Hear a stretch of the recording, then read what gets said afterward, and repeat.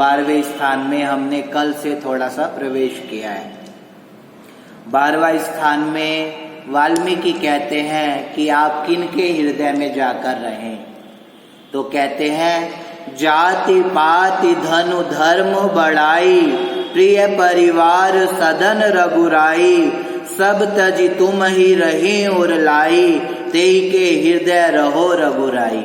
तो कहते हैं जाति पाति धन धर्म बढ़ाई, ये 5 चीज, जाति पाति, दूसरा धन, फिर धर्म, और बढ़ाई मैंने मान, मैंने सम्मान, और प्रिय परिवार सदन सुखदाई, जिनको अपना परिवार प्रिय है और अपना घर जिसको अच्छा लगता है, सदा सुखदाई, सब तजी तुम ही रहे और लाई, इन सबको छोड़ दो, सब तजी तुम ही रही और लाई, तेहि के हृदय रहूं रघुराई।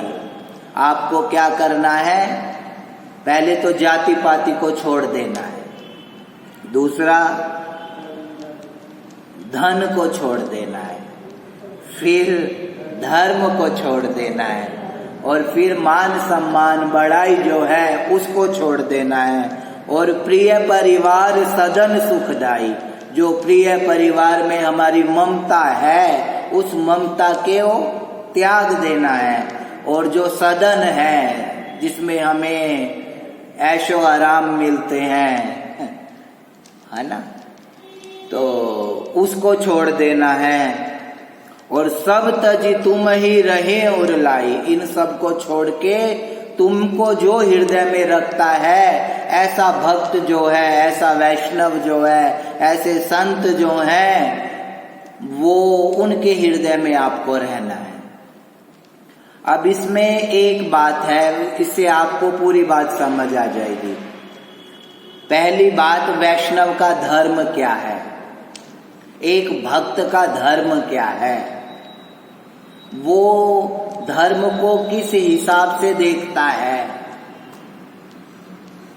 अति हर चीज की बुरी है, इस बात को अपने दिमाग में हम अच्छे से घुसा लें कि अति जो है वो हर चीज की बुरी है, और जिस भी काम में आप अति करोगे तो ये ध्यान रखना कि पहले जहर ही निकलेगा, पहले जहर ही निकलेगा। चाहे समुद्र मंथन हो तो अमृत बाद में निकलता है, जहर पहले निकलता है। तो हमें क्या करना है, हर चीज में सम्यक रहना है। वैष्णव का क्या धर्म है कि वो हर चीज में सम्यक रहे, और जो सम्यक है, जो ना ज्यादा तेज चलता है और ना ज्यादा पीछे रहता है, मध्यम में रहता है, जो मध्यम मार्ग है, उसका जो पथिक है, ऐसा जो वैष्णव है, वो जाति पाति में नहीं उलझता, वो जाति पाति में नहीं उलझता, वो भेदभाव नहीं करता।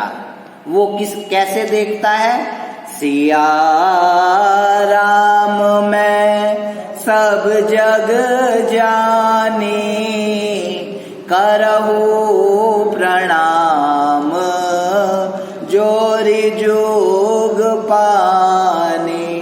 वो पूरे जगत को सिया राम में देखता है, वो जाति पाति नहीं करता कि ये ब्राह्मण है, ये क्षत्रिय है, ये वैश्य है, ये शूद्र है, वो इस भाव से नहीं देखता, वो पूरे जगत को सिया राम में देखता है। इसी को वेदों का एक सूत्र है, सर्व खलु इदम ब्रह्म, ये जो सूत्र है इसी को गोस्वामी जी ने हिंदी रूपांतरण करके लोक भाषा में कह दिया, सिया राम में सब जग जानी और करऊ प्रणाम जोरी जुग पानी। जब आपके पास ऐसी दृष्टि होगी तो फिर जाति पाति की लड़ाई नहीं होगी कि ये छोटा है और ये बड़ा है। और हमने जिनको छोटा मानना है ना, जब तक वो आपके नीचे हैं तब तक ही आप बड़े हो। जिसको आप छोटा समझते हो, जो जिसको हम सेवा करते हैं, हाँ, हम तो गंध करते हैं, हम तो गंदगियां फैलाते हैं, लेकिन गंदगियां फैलाने वाला बड़ा नहीं होता, सेवा करने वाला, साफ करने वाला ज्यादा बड़ा होता है। अब सेवक जो धर्म है उसमें चरण बताया गया है, ब्राह्मण को मुख बताया गया, क्षत्रिय को भुजा बताया गया और वैश्य को उदर बताया गया, और जो सेवा करता है उसको चरण बताया गया। अब तुम नीचे से चरण ही हटा दो, हटाओ। तुम खड़े हो सकते हो? नहीं खड़े हो सकते। जो तुम्हारा मुख है ना वो भी उस चरणों में झुकता है, ये ध्यान रखना। तुम्हारे हाथ जो हैं वो भी उन्हीं चरणों का स्पर्श करते हैं। और जो वैश्य धर्म है, जो खाते पीते हो, उसी से तो तंदुरुस्ती आती है, तभी तो पूरा शरीर मेंटेन होता है। तो जो चरण है उनको हमें, उनको छोटा मान के त्यागना नहीं है, वो भी शरीर का हिस्सा है। तो पहली बात, जो वैष्णव होता है वो जाति पाति में उलझता नहीं, और जो जाति पाति में उलझे वो वैष्णव नहीं। भगवान कहते हैं मैं तो शबरी को एक ही बात से मानता हूं, और वो मैं भक्ति का नाता देखता हूं। मैं ये नहीं देखता कि मैं ब्राह्मणों को ही गले लगाऊंगा, मैं क्षत्रियों को ही गले लगाऊंगा, या मैं वैश्यों को ही गले लगाऊंगा, या जो सेवा करते हैं उनको ही गले लगाऊंगा। नहीं, मैं इन चारों को नहीं देखता। मैं सिर्फ एक भक्ति के नाते को देखता हूं कि वो भक्ति कैसे करता है, और जो भक्ति करता है उसके पास मुझे जाना ही है। जाति पाति पूछे नहीं कोई, और हरि को भजे सो हरि को होई। तो वैष्णव जो होता है वो जाति पाति नहीं करता, पहली बात। और दूसरी बात, जो कथा सुनता है, जो भगवान का नाम लेता है, वो इन सब चक्रों में नहीं पड़ता। इसीलिए कथा जो है एक हमें बड़ी विचारधारा देती है। हमें एक विशाल विचारधारा का नाम कथा है, और इसीलिए कथाएं अनादिकाल से चलती हुई आ रही हैं। इसी कथा को शंकर गाया करते थे, इसी कथा को याज्ञवल्क्य ऋषि गाया करते थे, इसी कथा को काकभूषुंडी जी गाया करते थे, इसी कथा को शुकदेव गाते थे, इसी कथा को व्यास जी गाते थे। क्यों गाते थे? क्योंकि ये जो विचारधारा है ये बहुत विशाल है। इसमें जाति पाति की लड़ाइयां नहीं है, इसमें जाति पाति की लड़ाइयां नहीं है। तो जहां जाति पाति की लड़ाई नहीं है, ऐसी जो राम कथा है वो बहुत ऊंचे विचारधारा है, और जिसके ऊंचे विचार हैं वही इस मार्ग के ऊपर चल सकता है। यहाँ पे कुआं नहीं है, यहाँ पे कुआं नहीं है कि यहीं पे गिरे और यहीं से निकल जाओगे। ये तो सागर है, गिर तो जाओगे लेकिन निकलोगे कहाँ वो नहीं पता। शांताकारं भुजगशयनं पद्मनाभं सुरेशं विश्वधारं गगन सदृशम। कहा विष्णु का मतलब क्या? जिसकी खुली विचारधारा है, जिसकी बड़ी मानसिकता है। और ये जो छोटे छोटे ग्रुपों ने पूरे संसार का नाश करके मार दिया। छोटी छोटी सोच ने, हम ये वाले पंथ के हैं, हम ये वाले पंथ के हैं, हम ये वाले पंथ के हैं, इन सब ने ऐसी तैसी कर दी सनातन धर्म की। मुझे मानो और दूसरे भगवानों को घर से बाहर कर दो। क्या ये छोटी विचारधारा ही तो है? राम को तो, अब वाल्मीकि को तो दुनिया मानती है, लेकिन वाल्मीकि जिस राम को भजते हैं उसको नहीं मानता वाल्मीकि समाज। नानक जिस राम को भजते थे, वो अब सिखों का राम अलग है, सिखों का कृष्ण अलग है, सिखों का शिव अलग है। कबीर को तो मानते हैं, लेकिन कबीर जिस राम की पूजा करते थे उसको नहीं मानते। रैदास को तो मानते हैं, लेकिन जिस रैदास राम को भजते थे वो उस राम को नहीं मानते। उनका राम पता नहीं कौन सा अलग था। तो जो संकीर्ण विचारधारा है, हमें उनके चक्रों में नहीं पढ़ना। सनातन धर्म जो है वो सबका साथ, सबका स्वीकार करता है और सबके ऊपर विश्वास करता है। इसीलिए यहाँ एंट्री तो है, एग्जिट नहीं है। यहाँ आ तो सकते हो लेकिन यहाँ से बाहर जाने का रास्ता नहीं है। इसीलिए कथा को समुद्र कहा। क्या कहा? समुद्र, कुआं नहीं कहा। कृपा सिंधु नर रूप हरि बंदौ गुरुपद कंज जासु बचन रवि कर निकर महामोहतम पुंज। वह कुआं नहीं कहा, कथा को समुद्र से ही जोड़ा है। तो हमें जो समुद्र जैसी विशाल विचारधारा है, कथा पहली बात हमें वो देती है, हमें जातियों और पातियों में नहीं उलझाती। कहते हैं इस कथा को ऐसा नहीं कि ये खाली अभी कलयुग में ही चल रही है, ये कथा अनादिकाल से चलती हुई आ रही है।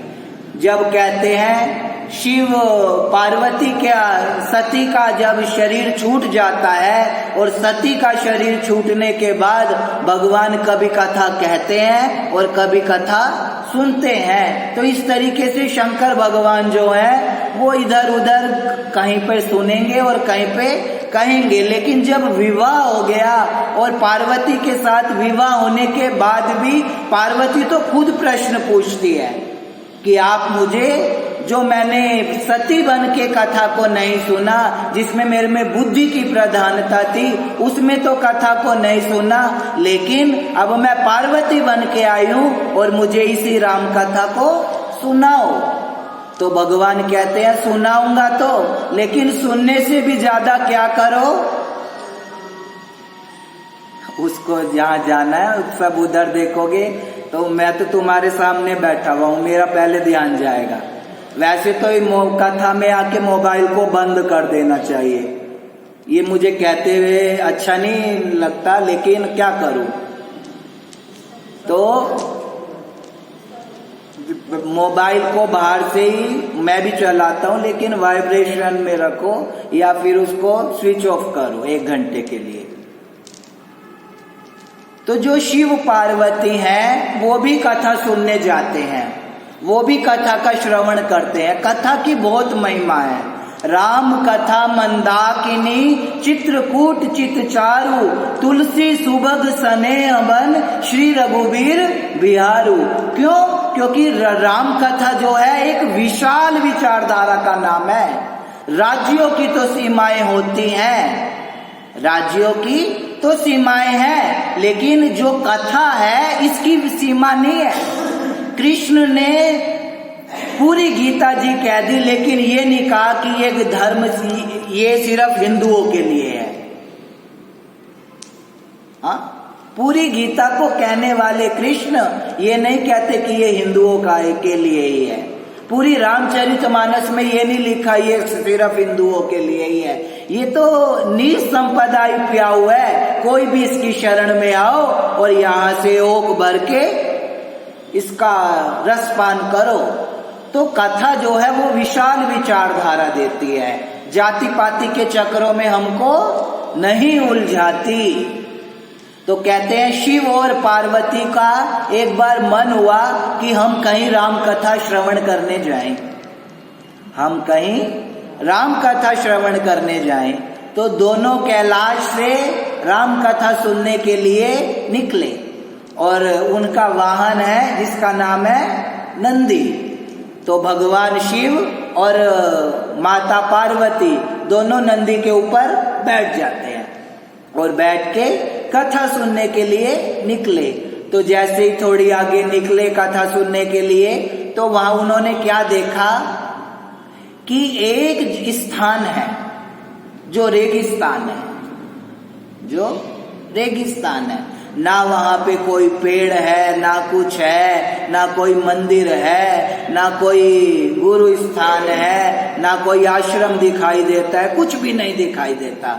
भगवान शिव और पार्वती नंदी से नीचे उतरे और भगवान शिव क्या करते हैं, उस जगह में जाते हैं और वहां की मिट्टी को, वहां की रज को उठाते हैं और अपने ऊपर डालने लगते हैं, अपने ऊपर डालने लगते हैं। अब शंकर कभी हाथ पे मले, कभी पैर पे मले, कभी पैरों पे मले, कभी उदर पे मले, ऐसे कर करके अपने ऊपर मिट्टी डाल रहे हैं। अब पार्वती कहती है भोला ही है। पार्वती क्या कहती है? बहुत भोला है, कहीं भी देखता है वहीं लौटने लग जाता है, कहीं भी देखता है वहीं मस्त हो जाता है, कहीं भी देखता है समझ ही नहीं लगाता कि क्या करना चाहिए और क्या नहीं करना चाहिए, कहीं वो लौटने लग जाता है। तो पार्वती देख के अचंभे में कि भाई यहाँ तो कुछ भी नहीं है, ना तो यहाँ मंदिर है, ना यहाँ कोई आश्रम है, ना कोई यहाँ नदी का किनारा है, कुछ भी नहीं, ये तो रेगिस्तान है। इस रेगिस्तान की मिट्टी में क्या है? कुछ भी नहीं, और मेरा पति उसी में लोट लगा रहा है। अब ऐसा पार्वती के मन में प्रश्न उठा कि ऐसा इस मिट्टी में क्या है। फिर जब लोट लाट लगा के शंकर भगवान माता पार्वती के पास आते हैं तो माता पार्वती पूछती है कि आपको समझ नहीं आता मुझे, आपके कितने विचित्र हैं, अति विचित्र भगवंत गति, भगवान को समझना बड़ा मुश्किल है। कहते हैं या तो मान लो, या तो मानना तो बहुत आसान है लेकिन जानना बड़ा कठिन है। सो जानो तुम देहु जनाई, जिसको ठाकुर जी कृपा करते हैं वो ही उनको जान सकता है, या जिसपे उनका गुरु कृपा करे वो ही श्री ठाकुर जी की महिमा को, लीला को जान सकता है। तो पार्वती कहती है भोला ही है, पता नहीं क्या रखा है इस धरती पे, क्यों यहाँ की मिट्टी को सिर पे डालता है। अब जैसे ही आए तो पूछा कि भगवान यहाँ पे तो कुछ भी नहीं है, ना नदी का किनारा, ना यहाँ पे मंदिर, ना कोई साधु संत दिखाई देता है, कुछ भी नहीं है, यहाँ की मिट्टी को क्यों डालते हो सिर के ऊपर? तो भगवान शिव कहते हैं पार्वती को, यहाँ पे ना 1000 साल पहले राम कथा हुई थी। 1000 साल पहले राम कथा हुई थी और उसके वाइब्रेशन आज भी इस धरती के अंदर हैं, उसकी ऊर्जा आज भी इस धरती में है। तो मैं क्या कर रहा हूं, उन भक्तों की जो चरण रज इस धरती के ऊपर पड़ी हुई है उसको मैं अपने ऊपर डाल के प्रसन्न हो रहा हूं। तो कहा अच्छा 1000 साल पहले राम कथा हुई थी यहाँ? हाँ। कहते तू भी प्रणाम कर। फिर वो भी प्रणाम करती है। चलो प्रणाम किया दोनों ने और वार्ता पूरी हुई। फिर दोनों बैठे कि कहीं कथा सुनने चलते हैं। अब क्या हुआ, थोड़ा आगे बढ़े, 1 2 4 5 6 गांव और निकले। अब फिर एक रेगिस्तान आया, फिर एक रेगिस्तान आया। वहां पे भी ना कोई मंदिर है, ना कोई नदी का किनारा है, ना कोई आश्रम है, ना कोई गैया खड़ी है, कुछ भी नहीं है। हाँ? कुछ भी नहीं है। और यहाँ पे उतर के भी शंकर क्या करते हैं, यहाँ की मिट्टी अपने ऊपर डालते हैं। इस बात को समझने के लिए हमारे को ये समझना पड़ेगा, जो प्रेमी होते हैं ना, ये बिगड़े दिमागों में भरे अमृत के लच्छे हैं और हमें पागल ही रहने दो, हम पागल ही अच्छे हैं। जब तक पागल नहीं बनोगे ना, पागल का पंजाबी में बहुत अच्छा अर्थ है, पा मैंने जिसने पा लिया उस गल को, जो संकीर्ण विचारधारा थी उससे विशाल विचारधारा को जिसने पा लिया उसका नाम है क्या, पागल। हमें तो लगता है कि ये तो मिट्टी है? तो शंकर भगवान जो दूसरा स्थान देखा उसमें भी जाके लोटपोट होने लगे। और जब लोटपोट होने लगे, कभी हाथ पे मले, कभी सिर पे मले, कभी मुंह पे मले, तो इस तरीके से पूरे शरीर को अपने को रज से अभिषेक कर दिया अपना, समझ लो। तो अब तो पार्वती समझ गई कि वहां पे बताया था कि भाई 1000 साल पहले यहाँ कथा हुई थी, तो यहाँ पे भी कथा हुई होगी, इसलिए भगवान इस मिट्टी को अपने ऊपर डाल रहे हैं। तो फिर पार्वती के पास जाते हैं तो पार्वती फिर कहती है, भगवान यहाँ पे भी कथा हुई थी क्या 1000 साल पहले? तो पार्वती को भगवान कहते हैं नहीं, यहाँ पे कथा नहीं हुई थी, यहाँ पर 1000 साल बाद कथा होगी, इसलिए मैं इस मिट्टी को भी अपने ऊपर डालता हूँ। इतनी कथा की महिमा है, इतनी इस रज की महिमा है, इस आश्रम की महिमा है। और तुम सब बहुत भाग्यशाली हो, अपने आप को बहुत भाग्यशाली समझो, अपने आप को ऐसे खराब मत समझो, नकारा मत समझो, अपने आप को प्रमादी मत समझो। पूरे नासिक के अंदर हजारों लोग इस नासिक में रहते होंगे, लेकिन तुम श्री ठाकुर जी के VVIP पर्सन हो। क्यों? क्योंकि तुम इस कथा पंडाल में आते हो, इसलिए तुम बहुत भाग्यशाली हो। अपने आप को, समय को, इस मोमेंट को, इस विचारधारा को पकड़ो। जिसने इस लम्हे को पकड़ लिया वो भाग्यशाली है, क्योंकि ये लम्हा फिर नहीं आने वाला। जैसे तुम 5 बजे यहाँ पे आए थे, वैसे तुम 5:45 बजे अब नहीं हो, वैसे तुम 5:45 बजे नहीं हो। तो इस जगह में आने की बहुत महिमा है। और ये तो फिर पूज्य महाराज श्री की तपोभूमि है, यहाँ पे महाराज श्री के चरण पड़े हैं, तो इस जगह की तो वैसे बहुत महिमा है। तो ये जो राम कथा है, ये जो भगवत कथा है, ये क्या करती है? हमारे भीतर से जाति पाति को खत्म कर देती है। ये हमें एक ऐसी दृष्टि देती है जो सिया राम में है, जो सिया राम में है। कहते हैं जगत के रिश्तेदारों से, जगत के रिश्तेदारों ने बिछाया जाल माया का, जगत के रिश्तेदारों ने बिछाया जाल माया का, बिछाया जाल माया का। तेरे भक्तों से हो प्रीति, तेरे संतों से हो प्रीति, तेरा परिवार काफी है। जगत के रंग क्या देखूं, तेरा दीदार काफी है। करूं मैं प्यार किस किस से, तेरा ही प्यार काफी है।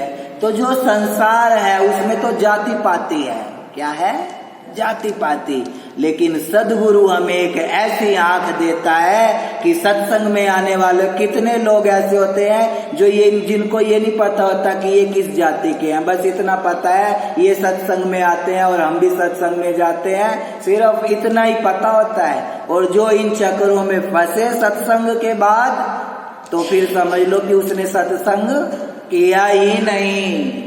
हम जब सत्संग कर रहे हैं, जब हम अध्यात्म के मार्ग पे चल रहे हैं, तो हमारे भीतर जाति पाति नहीं होनी चाहिए। तो जाति पाति धनु धर्म बढ़ाई।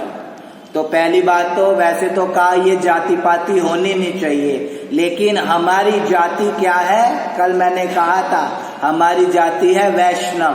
क्या है? वैष्णव। ये एक विशाल विचारधारा का नाम है वैष्णव। तो जो छोटी विचारधारा है उसको छोड़ दो और बड़ी विचारधारा को पकड़ लो। वैसे तो तुम जो भी छोड़ोगे, जिसको हम छोड़ देते हैं, एक तो होता है छोड़ना। जो छोड़ना है वो क्या है? आसक्ति है।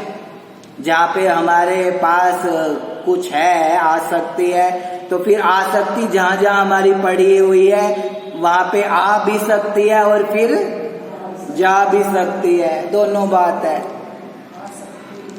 आसक्ति जो है तो बुरी है, लेकिन जहाँ आ सकती है वहाँ जा भी सकती है।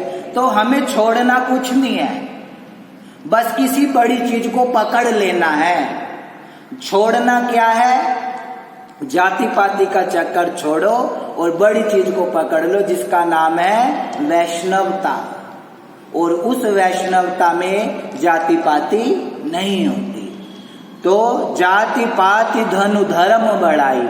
दूसरी चीज कहा धन को छोड़ दो, धन को छोड़ दो। और तुम नहीं छोड़ोगे, अगर तुम नहीं छोड़ोगे धन को, धन के 3 ही वो है, मैंने एक दिन कहा था, या तो उसका दान कर दो, या तो उसको सदमार्ग में लगा दो।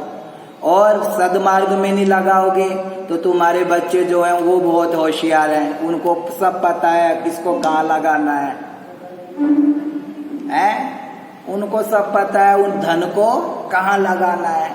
तो या तो उसको दान दे दो, दान नहीं दोगे तो भोग कर लो, और भोग भी नहीं कर सकते तो फिर क्या होएगा? वकीलों को लेना बहुत अच्छे से आता है, डॉक्टरों को लेना बहुत अच्छे से आता है। इसीलिए धन का अगर सदुपयोग है तो उसमें से दशांश करो। क्या करो? दशांश करो। उसका 10वां हिस्सा गुरु गंगेश्वर धाम के दान पेटी में डाके डाल दो, चुपचाप, बिना दिमाग लगाए। या तो ऐसा करो, धन का जो सदुपयोग है वो तो दान ही है। और मैं ये नहीं कहता कि हमें लाके दो, जिसको जरूरत है उसको दो। बड़े बड़े आश्रमों में, बड़े बड़े मंदिरों में पैसों की आज इतनी आवश्यकता नहीं है, लेकिन जो सड़क पे चलता हुआ आदमी है, जिसके पास सोने के लिए इतनी भरी सर्दी में कंबल तक नहीं है, उसको दो, जिसको धन की आवश्यकता है। तो एक तो है धन और एक है परम धन। क्या है? परम धन। और परम धन क्या है? भगवान का नाम। श्रीमद् भागवत पुराण तिलकम यद वैष्णवा नाम धनम यस्मिन पारमहंस्यमेव ममलम ज्ञानम परम गीयते। कहते हैं जो वैष्णवों का धन है वो क्या है? ये ग्रंथ, भगवान का नाम, रामचरितमानस, हमारा सदगुरु क्या है? परम धन है। तो धन के चक्कर में तो हमें पड़ना नहीं है। और जहां जहां धन है वो हमेशा बुद्धि को खराब ही करेगा। धन बाद में आता है। पहली बुद्धि जो होती है वो उसको किधर लगाना है वो पहले विचार करती है। तो धन के चक्कर में तो पढ़ो नहीं, जो परम धन है उसके चक्कर में पढ़ो। और परम धन क्या है? भगवान का नाम। एहि कली काल न साधन दूजा, जोग यज्ञ जप तप व्रत पूजा। और राम ही सुमिरिये गाइये रामई, संतत सुनत राम गुण ग्राम ही। तो राम को गाओ और राम को सुनो और राम को सुमिरो। 3 बातें, राम को सुनना, राम को गाना और राम का सुमिरन करना। 3 बातें कही है। राम ही सुमिरिये गाइये रामई, संतत सुनत राम गुण ग्रामई। जो राम है वो परम सत्य है। क्या है? परम सत्य, उसका कभी नाश नहीं हो सकता। क्या हुआ? भगवान राम जब लंका जाने लगे तो उन्होंने सेतु बनाया। क्या बनाया? सेतु। सेतु बनाया। उनके पास नल नील नाम के 2 बंदर थे जिनके पास ऐसी शक्ति थी कि वो जहां पत्थर को डालते थे वो पत्थर तैरने लग जाते थे।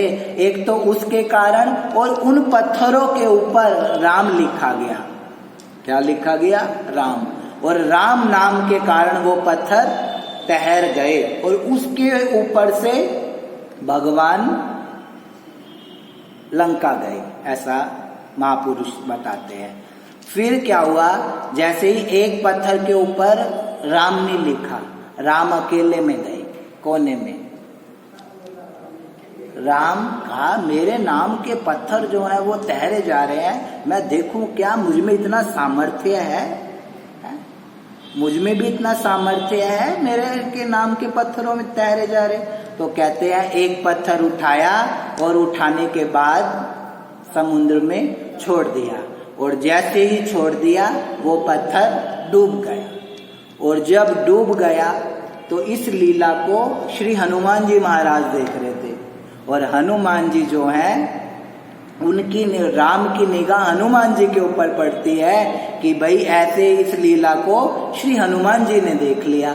और जब ऐसा देखा ठाकुर ने तो थोड़ा तो लगा कि भाई पत्थर समुद्र में डूब गया।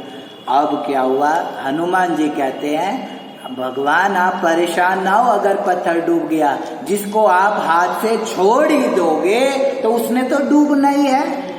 हाँ, उसने तो डूबना ही है।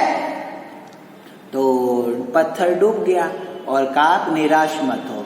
तो इस बात से यहाँ पे बात खत्म हो जाती है। यही बात ना रावण को पता लगी, यही बात रावण को पता लगी कि राम ने क्या किया, पत्थरों का समुद्र के ऊपर पुल बनाया, और पुल बनाने के बाद लंका के अंदर आ रहे हैं। अब जब ये पता लगा तो उसने अपनी मंदोदरी जो उसकी पत्नी है उसको बताया कि राम नाम से तो पत्थर तैर जाते हैं। वो कहते हैं, रावण कहता है राम नाम से नहीं तैरते, रावण के नाम से भी तैर जाते हैं। रावण के नाम से भी पत्थर तैर जाते हैं। कहा अच्छा तुम्हारे नाम से भी तैर जाएंगे? कहा हाँ, मेरे नाम के पत्थर भी तैर जाएंगे। तो कहते हैं चलो दोनों समुद्र पे चलते हैं, देखते हैं तुम्हारे नाम का पत्थर तैरेगा या डूबेगा।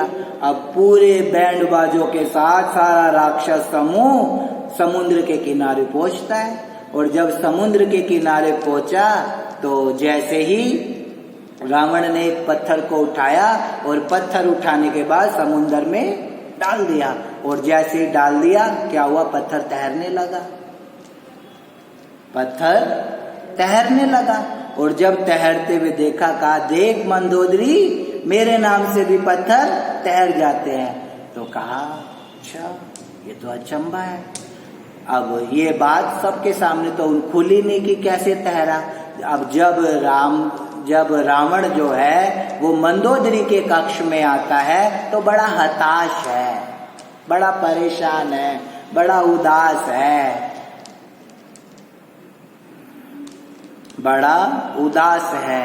तो जब ऐसी अवस्था में देखा तो कहते हैं, मंदोदरी ने पूछा, मंदोदरी समझ तो गई कि इसके नाम से तो पत्थर तैर नहीं सकते है, लेकिन पत्थर तो तैर गया, क्या राज है।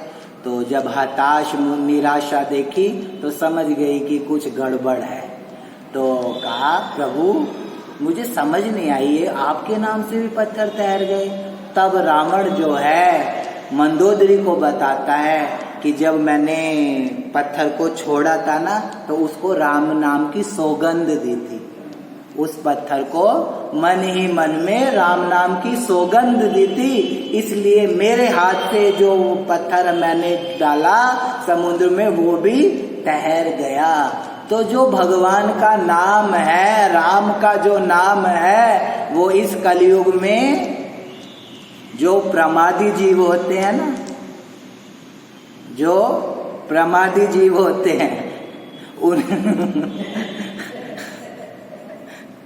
देखो, एक तो तुम सबसे आगे बैठती हो, हैं? कोने में कहीं बैठो तो भी ध्यान न जाए, सबसे आगे बैठती हो।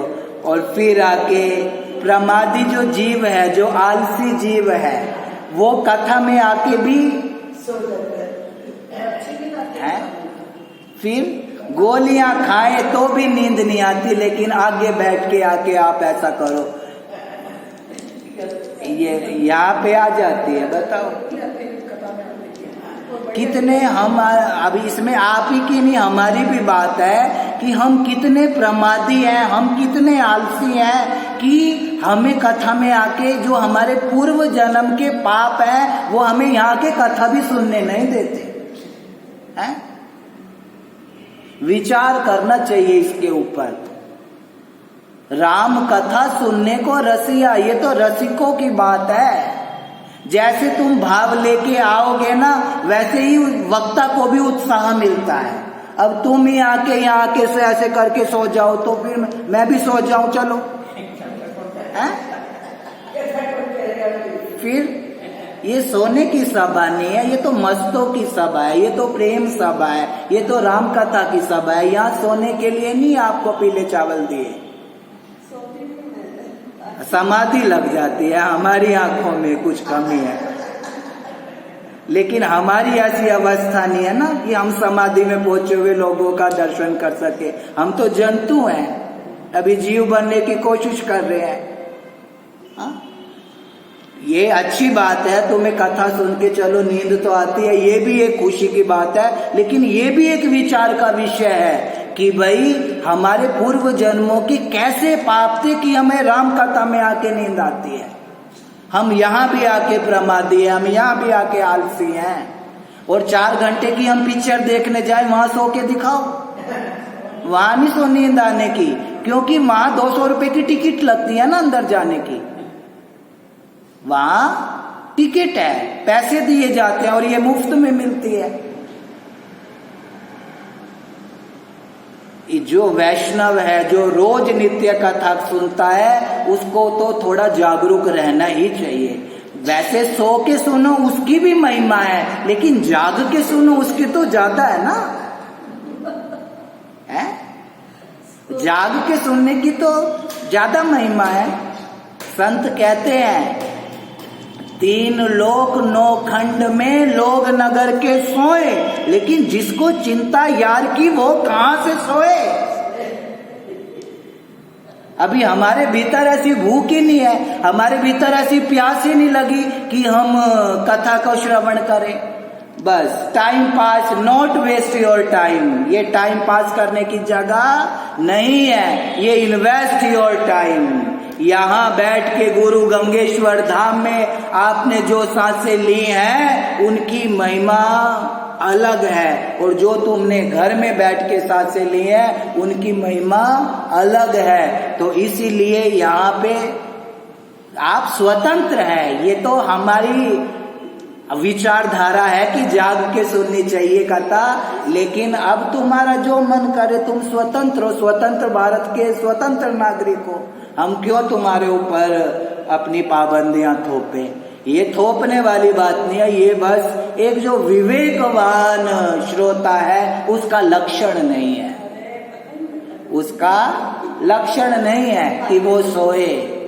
और फिर अगर तुम्हें नींद आती है तो ऐसी जगह बैठ के कथा सुनो कि दूसरों को डिस्टर्ब ना हो। अब ये भी तुम्हें देखती हैं, वो भी तुम्हें देखती हैं, और फिर मैं भी तुम्हें देखूं।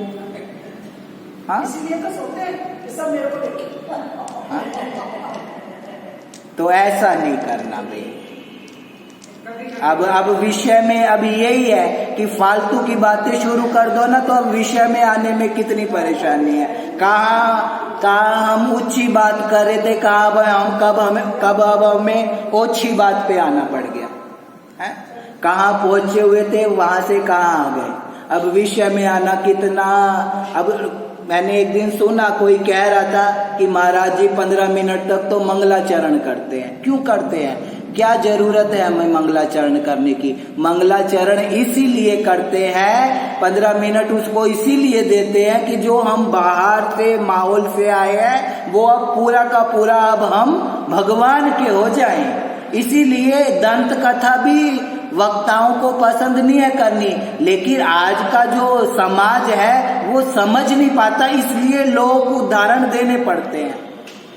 अब जहाँ पे हम थे वहां अब मैं खो गया कि कहाँ थे, कौन सी कथा की बात कर रहे।